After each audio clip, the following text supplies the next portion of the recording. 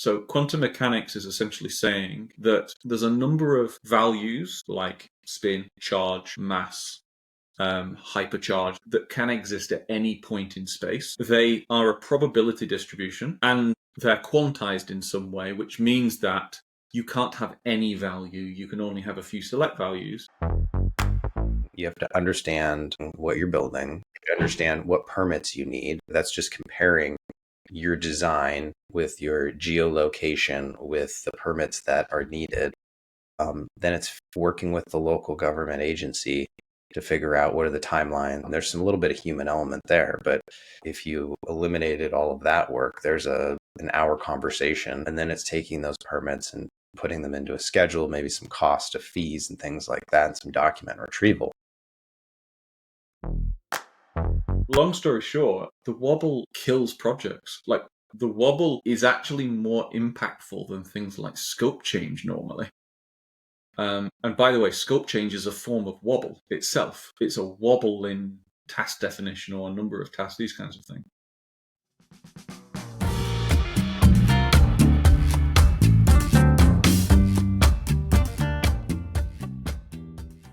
Hi, folks. A quick one before we dive into this week's episode.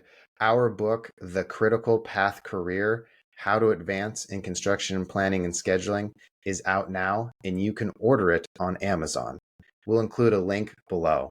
This is a great way to show support for the Beyond Deadlines podcast, and Greg and I have worked extremely hard taking everything we know in our 30 years of experience, plus everything we've picked up from shooting this podcast, and we've tried to pack it into an information-dense book that you can use right away. In the book, we have specific strategies on how to get a raise, how to get a promotion, and find a new job. We include 26 of the best interview questions that we have come across, in addition to 34 specific impact ideas that you can go use on your projects today. We want to thank everyone who's shown us support so far and enjoy this week's episode. Welcome to the Beyond Deadlines podcast, where we tackle challenges that planning and schedule leaders come across on a day-to-day basis. My name is Micah Piippo, and I'm the CEO of Movar US, a project management consultancy. My name's Greg Lawton. I'm the CEO of Nodes and Links, an AI schedule management company. Each episode is designed to give you tactics and strategies that you can use on a day-to-day basis. Today's episode, we're jumping into quantum mechanics. I can't even say that with a straight face. We're kind of jumping into quantum mechanics. Greg has a crazy harebrained idea, and he wants me to bash it mercifully with a club until he just cries and goes home. So Greg, why don't you kick us off and tell us a little bit about what we're talking about today? Got it. So this is really looking at the cutting edge of research into project management and project controls. So this is not validated theory. This is just proposed theory at the moment. But essentially, it's this, and it's to do with scheduling. The method that everyone uses for scheduling right now is called the critical path method, which is really a process for how you determine how to shuffle activities based on predecessors. So it's based on the fundamental premise that activities are solid bars, so they don't wobble in a way, that they're solid, that relationships, and let's just stick with simple relationships like a finish start, that determines what hits what. And just like, I kind of think of it like you've got building blocks on the floor from your kid. Once one block hits another block, everything moves on. Then there's actually a third component to it, which is people realize that blocks aren't always solid. They wobble in terms of duration. So we introduced something called Monte Carlo sampling, where you essentially wobble durations, run the paths, and see what drops out the other end. Now, there's a large number of problems with this. Number one, no one has actually ever agreed on the process of blocks hitting other blocks. That's actually a problem. Like in legal cases, you have to agree the software first, because all different software, like P6 does it in a different way than, let's say, Project, which does it in a different way to others. So that's a problem. But the second is that a huge amount of the research coming out is essentially saying that wobble is more fundamental than blocks hitting blocks. And if wobble is more fundamental, then it should be fundamental, not the other way around. Not an afterthought or an after addition. There's a lot of problems with Monte Carlo, like central limit theorem, where basically it's the Goldilocks problem. If you run too few simulations, you don't get any results that are meaningful. If you run too many, it all collapses into a spike and you don't get any results that are meaningful. So it really is a finger in the air. I'm guessing a little bit. So what I'm trying to say is the whole critical path method is basically put together with gaffer tape. A lot of the research is saying that the fundamental assumption it's based on is wrong, or is not fundamental, is the right language. So that thing created in the 1950s with people drawing out flow diagrams on a piece of paper may not be right. You got to get bigger, better news than that. And so then how does quantum computing come in and play with this? So not quantum computing, quantum mechanics. So the great thing about science and mathematics is that normally someone else has figured out the answer, but for a completely different context. So for example, all of the mathematics for Einstein's general relativity had been figured out decades before Einstein put it into general relativity, but it was in mathematics, it was geometry. It was something called tensor mathematics, which is how you move from one way of looking at the world, like in circles, to another way, which is squares, for example. And the whole of general relativity is actually just based on geometry mathematics. What we're looking at here is we're looking for a kind of mathematics where, and tell me if this sounds like a project, where lots of things are possible until something happens, and then only one thing happens. And where the realm of possibilities is large at the start, so large, in fact, that it dominates the actual mathematics of the simulation. But when it happens, only one thing happens, and we can look back and go, that happened. That's the fundamentals of quantum mechanics. So quantum mechanics is essentially saying that there's a number of values like spin, charge, mass, hypercharge, like these kinds of things that can exist at any point in space. They are a probability distribution and they're quantized in some way, which means that you can't have any value. You can only have a few select values. And out of that, mathematics kicks actually all of the particles and all of the periodic table and everything just from those simple rules. And long story short, the thinking here is that, well, why wouldn't you, instead of just giving activities durations, why wouldn't you just give them wave functions? And then rather than activities slamming into each other, what you actually do is you do a mathematical process called superposition of waves, where you add waves together. And what you would do is just add all of the wave functions of all of the activities and links within a schedule, and you would get the ultimate wave function of the project. And that wave function would then collapse over time, which gives you your actuals and your values. And what you would then do is iterate over time on your accuracy of wave functions. Now, I can already tell why this will not happen in a vast number of projects. Number one, no one measures that accurately. This is really for like repeat projects and these kind of more like operational processes. Number two, this is some complex maths. I haven't met many engineers who remember their wave function work, like lectures at university. They have definitely done wave function workshop because you have to do it for modeling springs and things like this, that element. And then the third element is the computation to be able to pull it all together. The software doesn't, like the software and the process for this don't exist right now. But the thought is that they should, and I'll tell you the final reason, and I'll shut up in that as questions. The final reason why they should. A cool thing about quantum mechanics is that quantum mechanics just says that when there is a value that can be mapped over space, and that value can be quantized, as in put in discrete packets and described by a wave function, then you should have particles. Now, those particles can be real, or they can be what's known as quasi-real. So, for example, when you're modeling electrical circuits, you actually don't model the electrons moving through, because it's more like electrons bump into each other, and it's more like a wave, like in the ocean. What you do is you model holes, which is a lack of an electron. That you can actually model as moving as a particle. It doesn't exist, but it's an emergent property. And doing this, the theory states that there should be emergent particles that come out of project schedules, which would be, for example, the anti-activity, as in the reverse delay. like these kinds of things. Science has shown that those should obey the laws of thermodynamics, which basically give us crazy predictive powers on how projects will behave. I'm talking like really crazy predictive powers.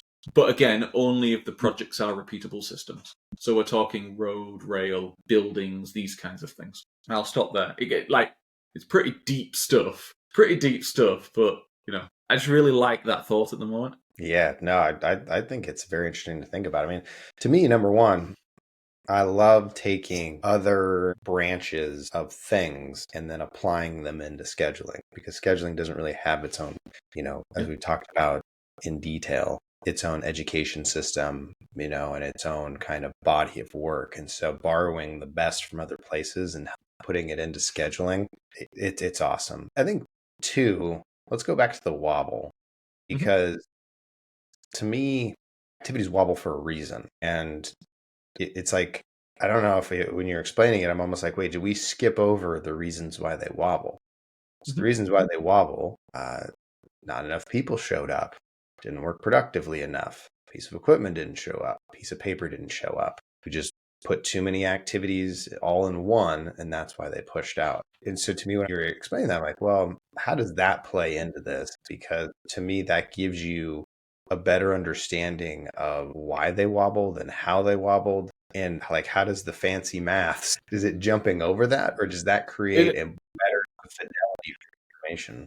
To be honest, I was thinking about this over the weekend, and I was thinking these are all great thoughts, and this kind of maths will be useful to projects in about 30 to 50 years when technology has caught up to track things at that level. Critical path method will not exist forever because we will have automated tracking of activities to a certain granularity, which will allow us to collect data to the level of fidelity that will enable us to use things like, I don't know, call it critical wave theory or quantum wave theory, whatever you want to call it. The thing at the heart of today and now is the conclusive research which has come out about the wobble. Long story short, the wobble kills projects. Like, the wobble is actually more impactful than things like scope change normally. And by the way, scope change is a form of wobble itself. It's a wobble in task definition or a number of tasks, these kinds of things. And if one thing came out of it, it would be that the large companies or the big projects where the impact is large or they can afford it, I'd be setting up performance monitoring teams that track the wobble. And this isn't anything new. This is things that manufacturing learned 100 years ago. This is what the Ford Motor Company did with the production line. They'd have people standing by with stopwatch and finding out why. Well, first of all, what the wobble is, and then trying to reduce the wobble as much as possible. Yeah, I think this is happening when you look at projects that adopt lean and go to the production delivery model. But where I'm seeing that is too granular. Not in a bad way, but it's really directed granularly at the work front. Do you know what I mean? And so you're getting that production type method where they're looking at the flow of work. Like when we had Ian on talking about critical chain method, that's a resource-based strategy where your availability of workspace drives what you do. I guess where I'm seeing that gap is as you start to go up the food chain a bit and as you start to extend your forecast, that's where it just kind of that piece and methodology starts to fade away. And you don't get it does. It's almost like if I think about like a production line, and I think about, they're looking at it from, and again, I'm not saying this is a negative. I'm just saying this is the gap that exists because they're looking at it from one box to the next box, like how many widgets are going through, right? But they miss the, like, now I'm standing up and where the fancy people sit and I'm looking down at the production line and I'm forecasting where that widget's going to go 10, 15 steps later. That's where I'm going, but that's not how their system exists because they're looking at it from a short-term method. And that's where I think the biggest miss and wobbles that I see is, okay, now I'm looking at the entire production line and I have some data on wobbling. It's like, how do you look at the entire production line? And maybe you haven't even built the rest of the line yet. So I'll pick on that because I want to pick on the move towards lean methodologies. So number one is they are 100% valid in the right circumstances, which is like at the coal face. But they're based on two assumptions. And people don't talk about assumptions enough when they talk about methodologies. They're based on one, which is absolute knowledge, so epistemology. You know what you need to do, and there's no ambiguity in what you need to do, and that will not change. And number two is what I call risk events, like handoff procedures and things like that. So they're based on a large part of the assumption that you control the process. But when you zoom out to a top level, if we zoom out to like data center builds, the two biggest things at the moment that I'm hearing in the industry that are delaying data center builds, one is permitting, because you don't control government. And number two is, at the moment, is supply chain shortages or lead times and these kinds of things. So you can have all of your widgets lined up perfectly, but if you haven't got consent to start, or if you haven't got the materials delivered on time, it doesn't matter if you've lined anything up perfectly. But zooming out, that's Wobble in itself. So it's really approaching it from the sense of you can put Wobble around all of these at different levels. So you could say, well, permitting, people normally do a plus or minus 10%. That's not what research says. It's more like -5 plus 300 sometimes on things like permitting. So yeah, it's like I don't do minus anymore. No, but to be honest, it's so large that it's so large that I'd be like, I'm not even simulating durations and things like that until I've got certain massively risky activities like permitting just off the books. And you're a big fan of this until I've got things like design 90% complete. And I'd just take as much epistemological problems and control problems off as possible. And then things like lean really come in and help. Yeah, I think so too. It's switching gears just a little bit because Microsoft did drop some big news this week. Probably a couple months old by the time this episode comes out, but they dropped their quantum computing chip. My brain always goes to when I saw the Google announcement. This is like years ago, I don't know, 2016, where they beat the game of Go. Some impossible game. It's like, chess on steroids. And they built a machine learning model that figured out all these fancy ways to go beat the game of Go. That's how I view construction schedules going forward in the future. I think we are applying very standard human brain methods to achieving very complex problems and issues, and like the whole lean body of work covers it one way, critical path handles it another way, but these are all human-based solutions. Yep. So when you started bringing up quantum mechanics and some of these other, how to wobble the schedule, I'm like, man, I just don't think that from any of these angles that they're actually really approaching it from any new, unique, creative, mathematically different situations, angles, basically. When I'm watching like rockets land on the moon, or not on the moon, or rockets land themselves, and we've shot landers onto asteroids and collected rock materials and come back, and all of the technological advancements that's happening, it doesn't appear that someone is taking the angle of looking at it through a schedule and then using that sort of optimization. I do think there's probably a level of information and detail there that could help that out.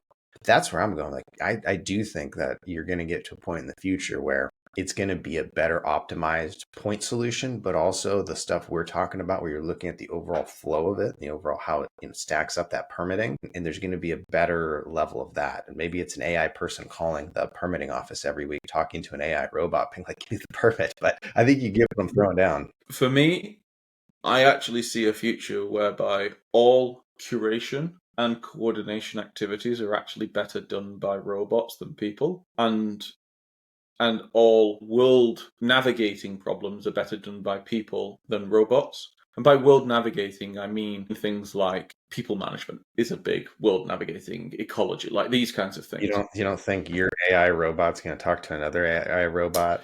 I have a hard time wrapping my head around that one. The future has a lot of possibilities, but there's a difference. Like if you put AI in robotics, yeah, then it really starts to get crazy. But actually pulling it back to what I see on a day-to-day business basis of what AI can do now, I see having full AI project managers now as just a matter of time, as opposed to a matter of capability. All of the tech has been invented that you need to do that. It's just a matter of time of gluing them together and teaching them enough stuff within enough companies. Now, I don't want to put a date on it. I can tell you it's not tomorrow, but would I bet my house that it's not in 5 or 10? I don't know. Like if you asked me 5 years ago when I was, pitching the idea of AI in project scheduling and controls, I would have gone, it's a possible future and it's obviously one I'd like to believe, but it's one of these ones where if it's right, my God, will it change the world? Now it's pure inevitability. By the way, I was lucky that I was right on that.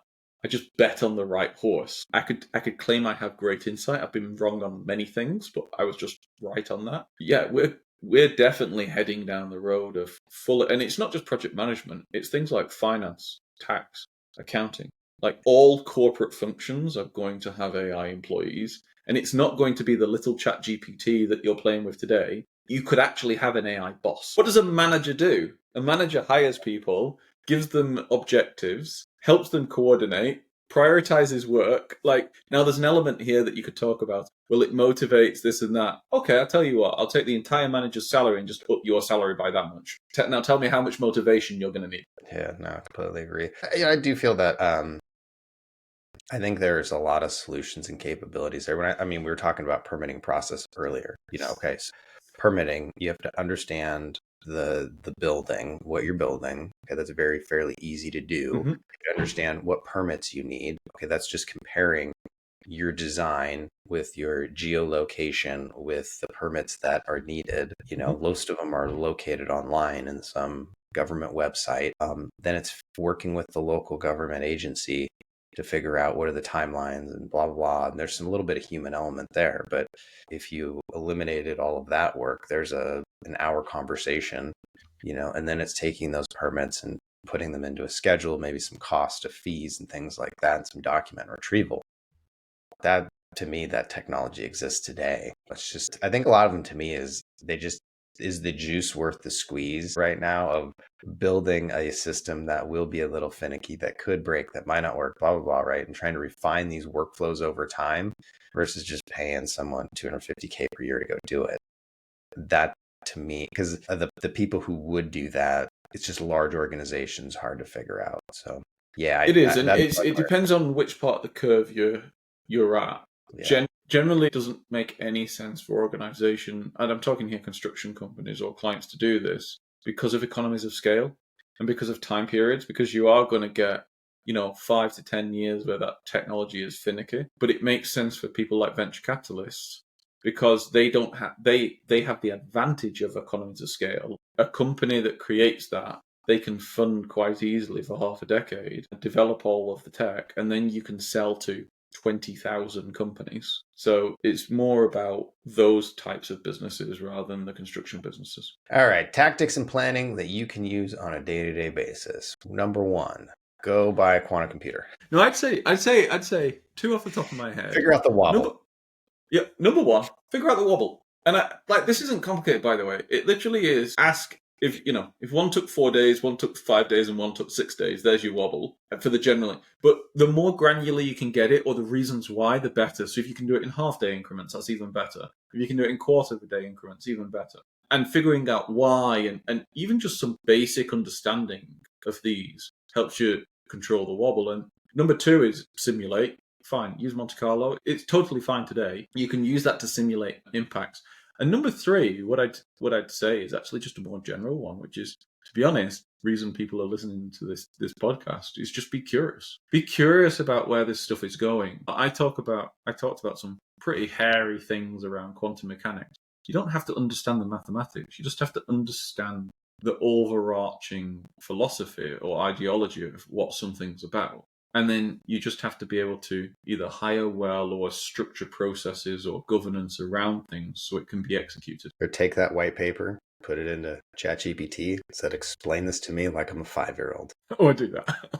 And that is actually, I read, folks, a ton of white papers, and the vast majority of them go right over my head until I throw it into ChatGPT and I go, oh, okay, that's what they're doing. Got it. They just used a bunch of fancy terms, versus how my smooth brain operates. Well, folks, we've come to the end of this episode. If you could do us a huge favor and share this episode. Like, subscribe. If you know a planner or scheduler or a project manager who needs to know more about here's the thing. I guarantee you know a project manager who needs to know more about planning and scheduling. Share with them this show. Give them the support they need. Help boost their ability to plan and schedule. So that way, when you sit down with them next time, maybe they'll actually give you that good schedule update. For us, though, we will see you next week.